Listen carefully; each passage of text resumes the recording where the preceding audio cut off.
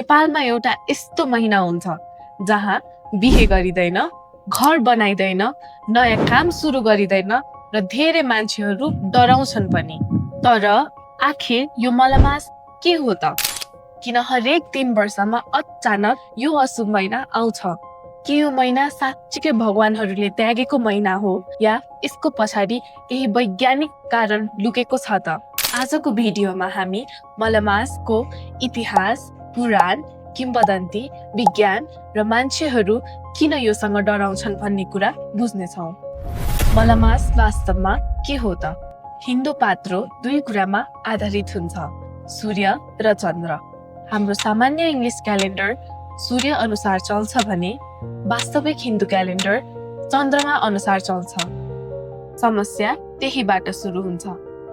एक चन्द्र वर्ष लगभग 354 दिनको हुन्छ, तर सौर वर्ष 365 दिन। हरेक वर्ष 11 दिनको फरक हुन्छ। अब सोच्नुहोस्, यदि यो फरक मिलाइएन भने दसैँ, तिहार, होली सबै बिस्तारै मौसमबाट सर्दै जान्थ्यो। त्यसैले हरेक 32 महिनापछि एउटा एक्स्ट्रा महिना थपिन्छ। त्यही एक्स्ट्रा महिनालाई भनिन्छ मलमास अथवा अधिक मास। तर एउटा प्रश्न उठ्छ, यदि यो खगोलीय हिसाबले आवश्यक महिना हो भने किन यसलाई मल भनियो? संस्कृतमा मलको अर्थ हुन्छ फोहोर, अशुद्ध र अनवान्टेड। पुरानो समयमा यो महिनामा कुनै विशेष चाडपर्व पर्दैनथ्यो। देवताहरूको पूजा कम हुन्थ्यो, शुभ कार्य रोकिन्थ्यो। त्यसैले मान्छेहरूले यसलाई बेकार महिना जस्तै व्यवहार गर्न थाले। तर कथाको सबैभन्दा रोचक भाग चाहिँ अझै बाँकी छ।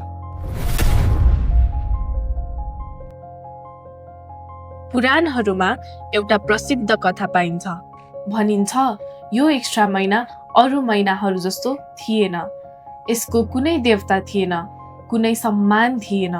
मानौ सबैले त्यागेको एउटा महिना। दुखी भएर त्यो महिना भगवान विष्णुकोमा पुग्यो। उसले भन्यो, मलाई सबैले घृणा गर्छन्, कसैले स्वीकार गर्दैन। त्यसपछि भगवान विष्णुले उसलाई आफ्नो नाम दिनुभयो। उहाँले भन्नुभयो, आजदेखि तिमी अशुभ होइनौ, तिमी पुरुषोत्तम मास हौ। त्यसपछि विश्वास गरियो कि यो महिना भगवान विष्णुलाई समर्पित भयो र यही कारण आज पनि धेरै मान्छेहरू मलमासमा पूजा, व्रत, दान, जप गर्छन्। तर एउटा कुरा तपाईले अवश्य सुन्नु भएको होला, मलमासमा बिहे हुँदैन। किन? परम्परा अनुसार मलमासलाई आध्यात्मिक साधनाको समय मानिन्छ।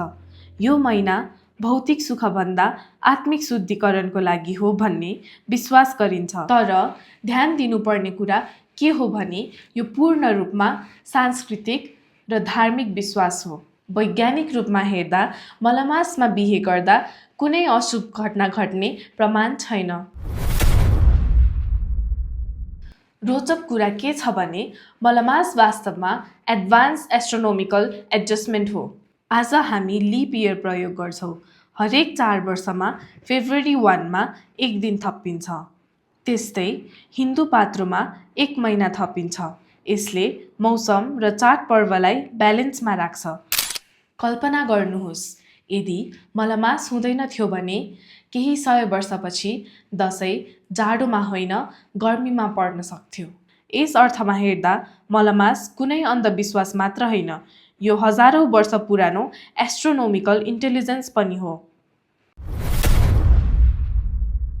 धेरै धार्मिक ग्रन्थहरूमा मलमासलाई आत्मचिन्तनको समय भनिएको छ।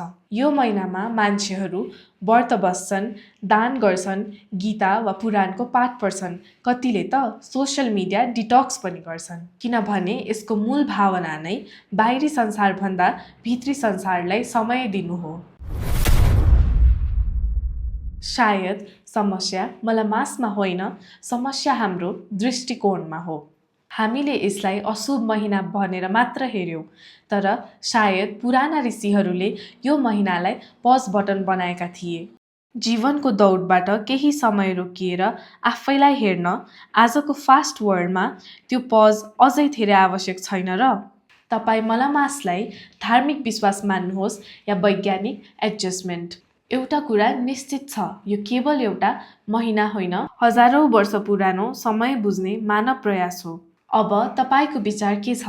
मलमास अन्धविश्वास कि एन्सियन्ट साइन्स? कमेन्ट गरेर भन्नुहोस् र यस्तै रहस्य, इतिहास र कथाहरूको लागि सब्स्क्राइब गर्न नबिर्सिनुहोला।